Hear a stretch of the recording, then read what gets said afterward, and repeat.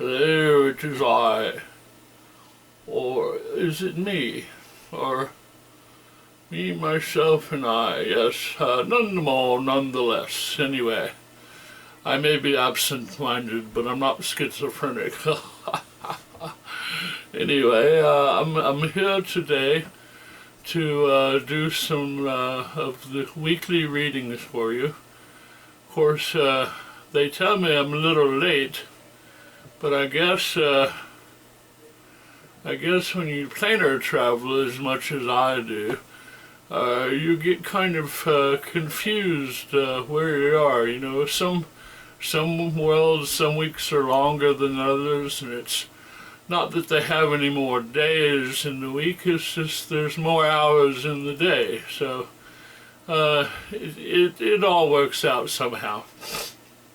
Anyway, I've got some psychic reading to do for you first, and then we'll move on to some Q&A topics for our audience. And the envelope says, "How adorkable."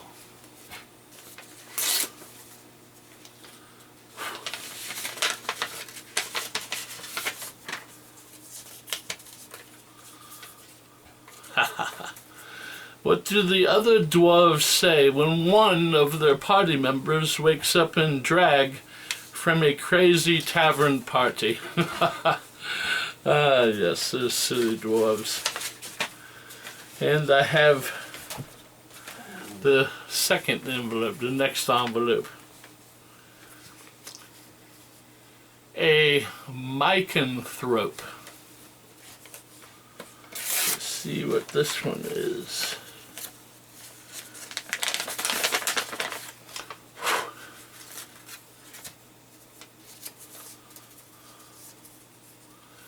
What do you call someone who becomes a mushroom on the night of the full moon?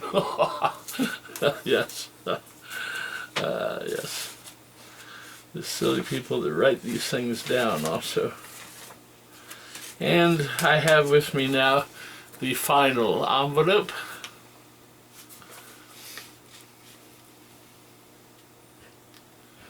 This one's requiring a little bit more of a read. Let me see.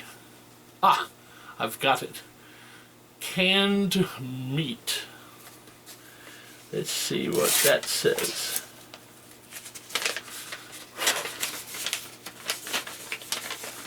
Canned meat. That could be lots of things, couldn't it? Ah, of course. What does an ogre call a knight in armor? Canned meat. Yes, an ogre would say that, wouldn't he? Okay, now I'd like to move on to our Q&A for the week related to these games and things that we do. And one person wrote in and said,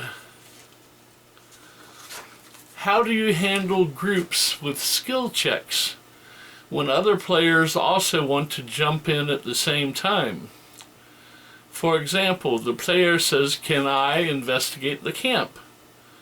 And you answer, of course, sure, roll to investigate. Then player 2 and player 3 also want to roll.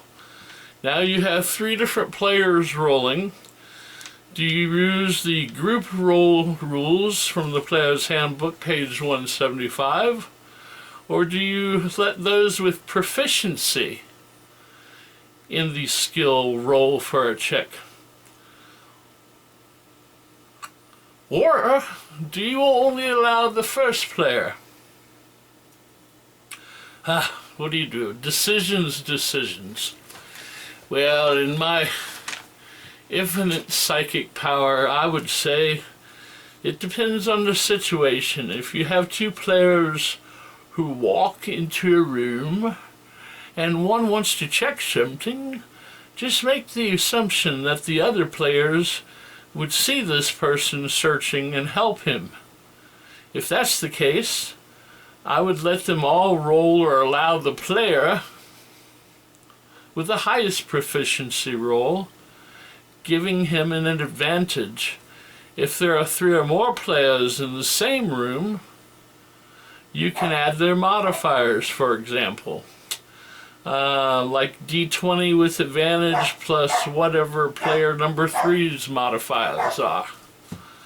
I would also note that you can let the player with the highest proficiency roll this check first, and then if he fails, rely on the next player's proficiency check, and so forth, until either somebody is successful or they all fail.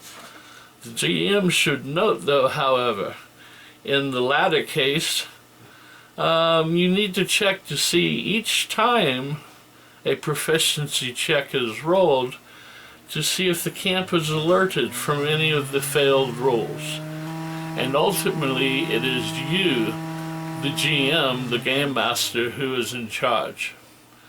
And also, before I depart, we're going to show you that clip of the D&D themed silly pet tricks or treats. And we've decided to expand the contest a little bit to make it more interesting to D&D themed silly pets and kids tricks or treats. So at the end of the pet video, watch the next slideshow for a bunch of your children and toddlers that are likewise in the appropriate themes. Remember, you have to subscribe to enter the contest, and we'd like you to subscribe anyway, because that's how we get more people interested in our show. But you do need to subscribe to win the contest. Anyone that submits a photo or a video, we will review at the end of the week for semifinalists, and at the end of the month we will select a grand prize winner, and that prize shall be announced later.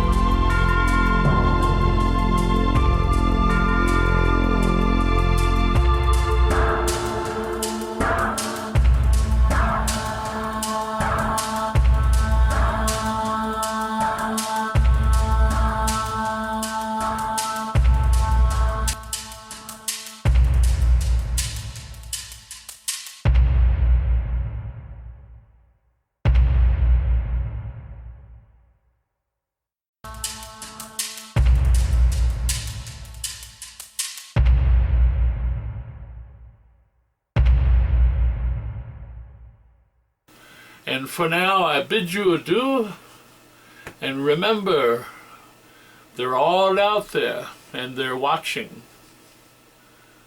Bye for now.